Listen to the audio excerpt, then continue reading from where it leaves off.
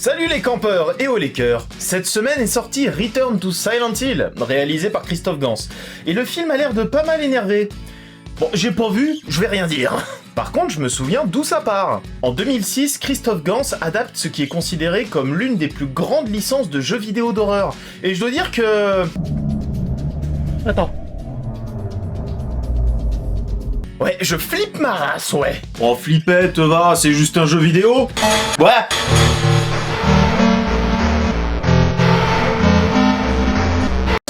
Je pourrais vous parler d'une licence vieillissante et mercantile, ou d'une adaptation bas du front, mais je préfère vous parler d'un bon film.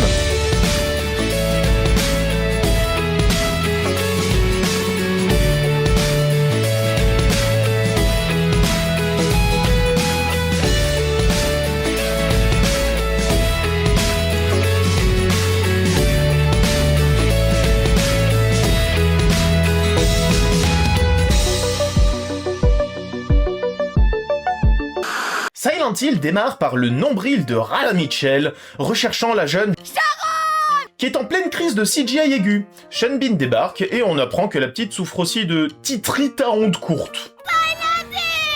Pour essayer de comprendre c'est quoi le schmilblick avec la petite, la Rose, c'est son nom, décide de partir en direction... Pendant ce temps, Monsieur Stark fait des recherches sur cette ville fantôme. Bouh. T'as fini? Ouais. Pendant ce temps, une fliquette se fait rembarrer et Ulysse a bloqué les cartes de crédit pour empêcher sa femme et sa fille adoptive d'aller dans la ville fantôme. Non, j'ai eu ma dose. Oh. Un délit de fuite plus tard, on sait même pas pourquoi. Non mais sérieux à ce point? Maman da Silva, oui c'est son nom, esquive une fillette et a un accident, mais oh mon Dieu, Sharon a disparu! À peine le temps de remarquer qu'il peut descendre, qu'il est l'heure de faire du tourisme. C'est sonde! Mais le ciel nous vient en aide, une sirène retentit. L'ambiance pesante devient sanglante et quelque peu rouillée, et notre pauvre maman se fait trimballer entre viscères et bestioles luminescentes. C'est la panique, mais heureusement, Johnny Cash sauve la situation. Allez-vous-en!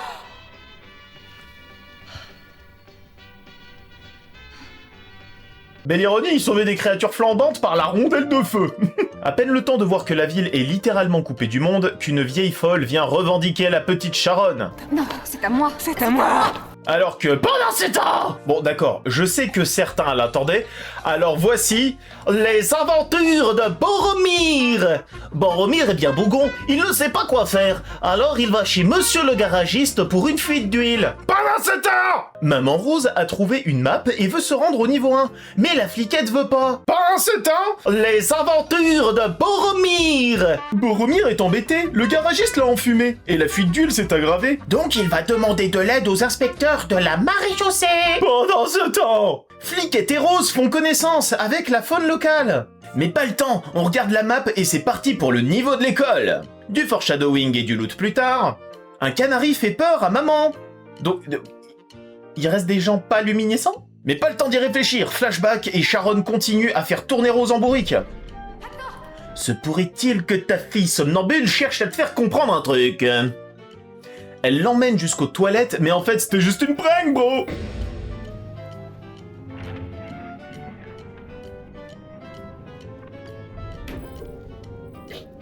Et lui met la pression pour récupérer un item. Vas-y, il va y avoir un jumpscare là, c'est sûr. Ah non.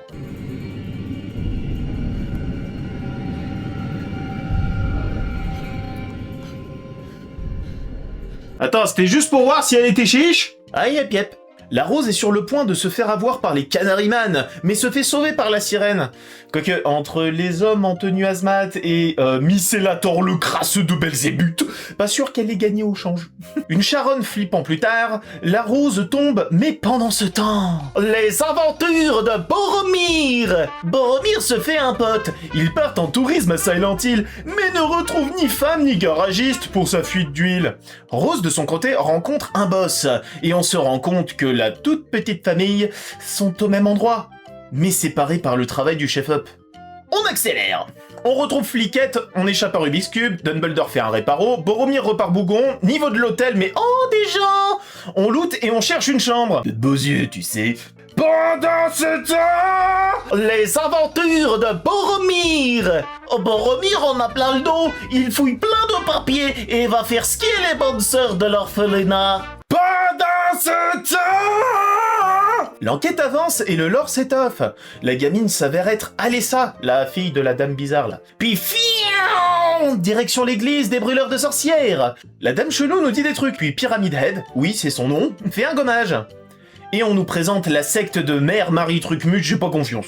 Pendant ce temps, les aventures de Boromir. Boromir se fait coffrer. Je sers à rien dans ce film.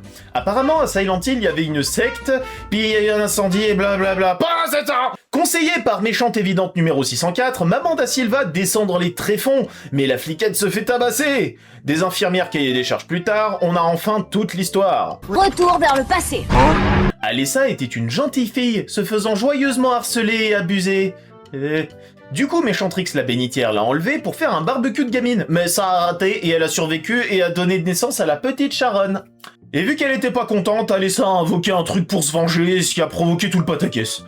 Maintenant qu'on sait tout ça, faut sauver Sharon et permettre au côté sombre d'Alessa de rentrer dans l'église. Niveau final, faut purifier la petite Sharon. Ce n'est qu'une enfant. Mais enfin, vous êtes complètement malade. Maman débarque trop tard pour sauver la fliquette, mais son discours émeut tout le monde et... Bon bah tant pis, au moins Sean Bean meurt pas dans ce film.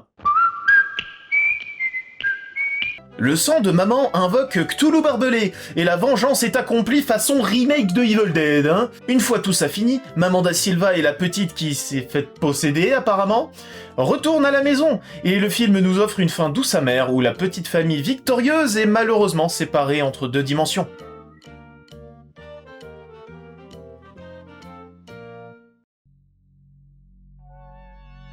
Ce film est classe, hein. Le soin apporté au décor et à la mise en scène est vraiment chouette. On dissémine des indices tout le long du récit, histoire que la révélation ne fasse pas tâche, malgré des narrations et quelques scènes inutiles qui, d'après moi, ont été imposées pour plus de compréhension. Le film essaye de faire transparaître l'ambiance pesante des jeux, et ça marche pas mal sur moi.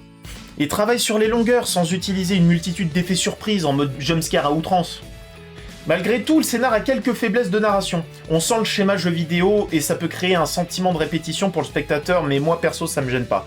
On voit que le réalisateur assume les origines du projet, sans honte du média-jeu, et ça se voit notamment dans certains cadres et mouvements de caméra venant directement du jeu. On a là une œuvre qui a été faite avec amour de son univers, et ça fait plaisir à voir. Merci d'avoir suivi cette vidéo, abonnez-vous, partagez, commentez, n'hésitez pas à mettre votre plus beau pouce. Sur ce, prenez soin de vous, et au cas où on se reverrait pas d'ici là, une bonne soirée et une excellente nuit. Ciao!